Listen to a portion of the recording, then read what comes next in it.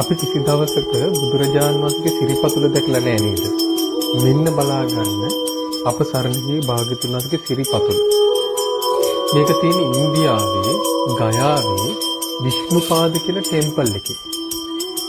ඉතින් අර සිරිපාදෙට නොයෙකුත් අකටයුතුකම් කරා වගේ හින්දු අය දෙමළ අය රජවරු සිරිපාදේ වැහුවනේ ගල් තියලා ආරක්ෂා කරන්නේ.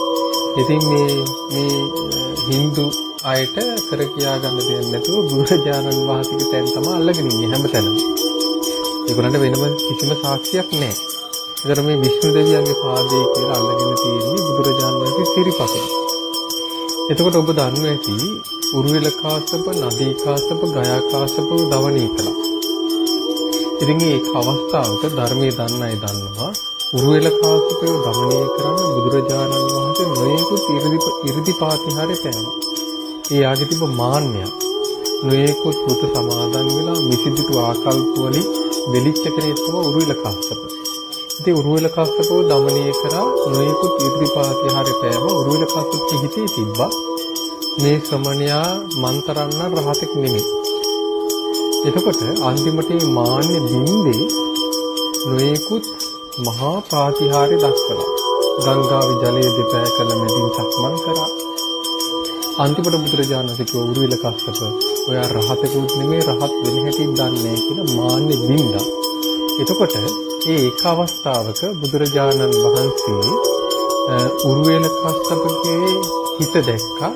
උරුවෙල කාශ්‍යපට සිතුවිල්ලක් ආවා මගේ දායකයෝ මේ ශ්‍රමණයන් වහන්සේට යටත් වේ අහුවේ කියලා. බුදුරජාණන් වහන්සේ සිතුවිල්ල දැකලා ඔන්න ඔය පේන ගල්තලාවේ සිරිපතුල තියලා බුදුරජාණන් වහන්සේ උතුරු කුරු දිවයිනට වඩිනවා දානි සඳහා. එතකොට ඒක උරුවෙල කාශ්‍යප දකිත්වා කියලා තමයි බුදුරජාණන් වහන්සේ වැළුවේ. එතකොට ඒ සිරිපතුල තමයි මෙන්න මේ විෂ්ණුපාද ටෙම්පල් වල තාම තියෙන්නේ. ඒ කියන්නේ උරුවෙල කාශ්‍යප, නදී කාශ්‍යප, ගයා කාශ්‍යප දමනය වුණ තැන ඔය. ඒ නිසා ඔක්කොම ඔය ස්ථානයෙන් තමයි දමනය වුනේ.